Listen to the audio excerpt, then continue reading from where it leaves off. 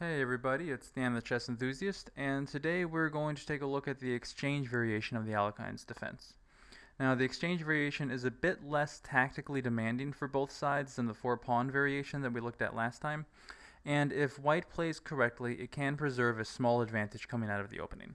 So let's get started here. We have the first couple of moves are all the same to the four-pawn variation. And in this position, to get into the four-pawn variation, white plays the pawn to f4. However, in the exchange variation, white here opts for an immediate capture on d6. And black has to choose, how is it going to recapture, with the c-pawn or with the e-pawn? Now, the main line is recapturing with the e-pawn. However, capturing with the c-pawn is also an option. And it typically leads to a bit more of a tactically sharp game, a bit more of a complicated position. So let's take a look at that very briefly here. So we have the capture on d6, and you'll notice that black has maintained its two center pawns as opposed to white, which has only one center pawn here in the d file. From here, white develops the bishop to e3. Black gets ready to fianchetto by pushing the pawn to g6. White develops the knight to c3. You have bishop to g7. White develops the knight to f3. You have the bishop down to g4. Bishop to e2 in response to that. The knight out to c6. And from here, it's important that white play the pawn move b3, because if we look at this position, if white simply castles here, for example, what that was going to allow is for black to capture this knight, and then the only way that that white can recapture is either to capture with the g pawn here, which is going to open up the castle position, or recapture with the bishop, at which point the pawn here on c4 is left hanging. That's why white here has to play b3. From here, both sides can castle, and black can push the pawn to d5. From here, we're kind of getting into the middle game, I think, so I'm not going to go much farther. I don't like to go past move 11 or 12 in my opening videos if I don't have to. But most likely what white is going to play is push the pawn to c5. Black can save the knight by jumping it back to c8 or to d7. And play can just continue as follows. As you can see in this position, both sides have a pretty strong presence in the center, but both sides are going to have to play a bit cautiously and precisely in order not to give their opponent any sort of an opening or a tactical shot. So that all comes from the variation where black recaptures the pawn here on d6 with the c-pawn. However, as I mentioned, that's not the main line. The main line is recapturing with the e-pawn, and now we'll take a bit more of an in-depth look into that. From here, something very similar. We have the bishop out to e3. Black gets ready to fianchetto the bishop. From here, we have knight out to f3. That's the most common played move in the position. However, white does have another option. If we go back here, white can play the bishop out to d3. Now, the point of white playing this move is to really hinder the development of the light square bishop for black. What that looks like is after black fianchettos, and we have knight out to c3, black can castle. From here, white can play the knight on g to e2 as opposed to f3. From here, black develops the knight to c6, and white castles. And you'll notice that in this position, white is completely developed, whereas it's black's turn, and the only piece that black hasn't yet developed yet is this bishop here on c8. And the question is, where does he put the bishop? Well, coming to e6 is a big mistake because of the fork that would happen on d5. Coming to f5 would result in an immediate exchange of light square bishops, and after the recapture with the pawn here, black's castle position is a bit more open. And coming to g4 would just immediately get the bishop kicked back because white would be able to push the pawn to f3. Notice that since the knight is sitting here on e2, that is allowing this pawn move. Whereas if the knight were sitting here on f3, black would be able to come down and attack it right away. And of course, coming to h3 for black is pointless because the bishop is just going to be captured. So the only square that black can put this bishop on is d7, and the question then is, what is this bishop doing from this square? Not really a lot of anything. So white has, in this position, succeeded in hindering the development of the light square bishop for black. However, in exchange for that, white has a slightly less active knight sitting here on e2. It is defending the pawn here on d4, but it would be more active if it were sitting here on f3. However, as I said, putting the knight here on f3 allows the bishop to come down immediately to g4. So it's kind of a give and take for white in this position. It is an option that white has. However, if we go back, the main line in this position, as opposed to the bishop to d3, the main line continues with the knight playing out to f3, where it's, as I said before, much more active.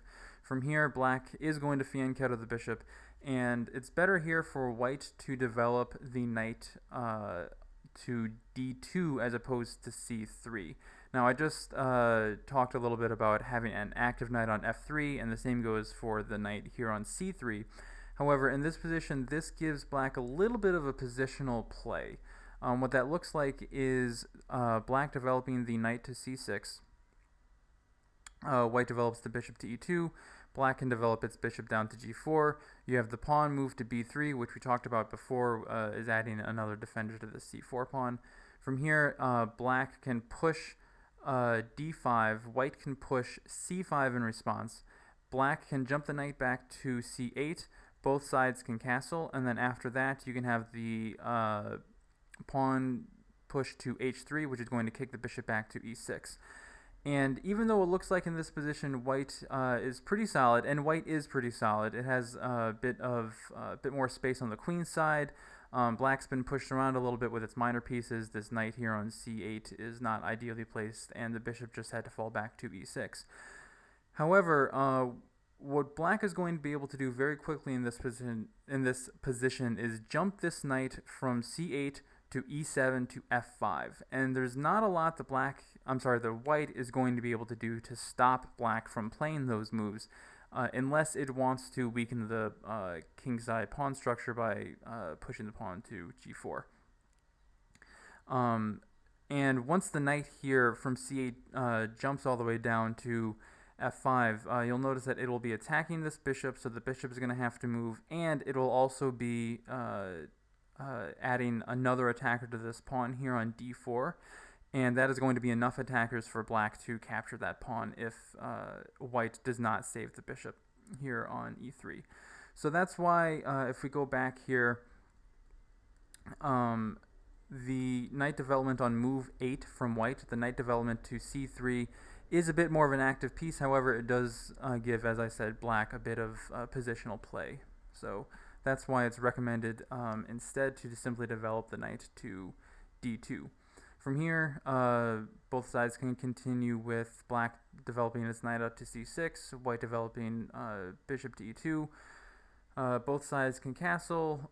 Black can play the bishop down immediately to g4. From here, you have rook over to c1. And white is positionally a little better in this position. Like I said in the beginning, if white plays correctly, then it can preserve a bit of an advantage coming out of the opening.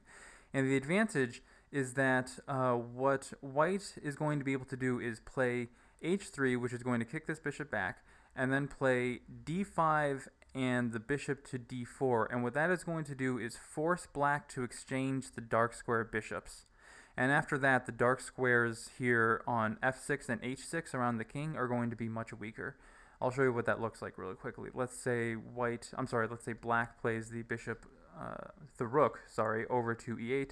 From here, you have h3, bishop back to d7, pawn to d5.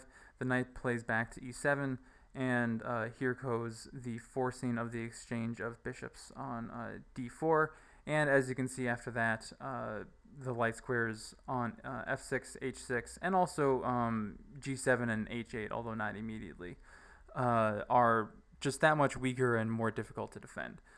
So facing this position on move 11 from black, that's why it's a little better for black to play something like the knight back to e7 immediately. And what that does is it makes white's plan actually not possible anymore.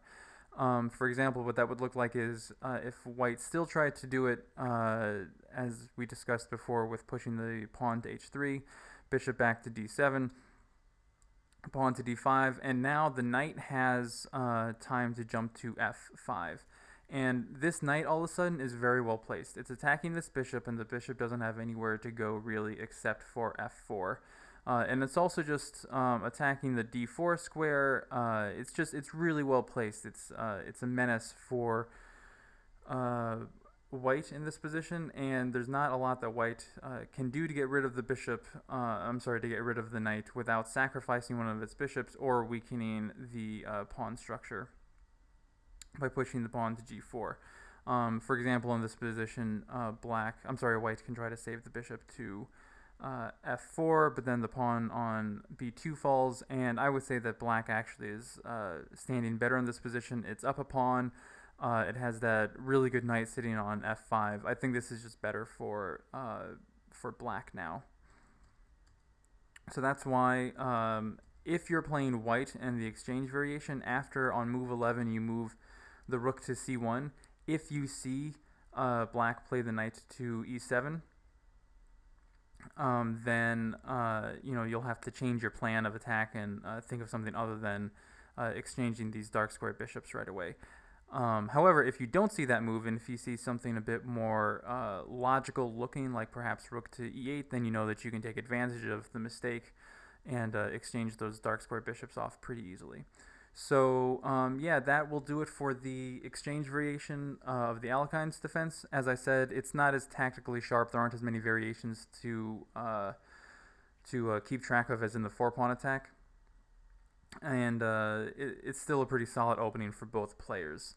So I hope you enjoyed the video. If you have any questions or comments, please do post those and I'll get back to you. And also be sure to check out the Grandmaster game that I'm going to post pretty soon here. You can follow the link in the video to check out the Grandmaster game for the exchange variation. So again, hope you enjoyed watching and take care. Bye.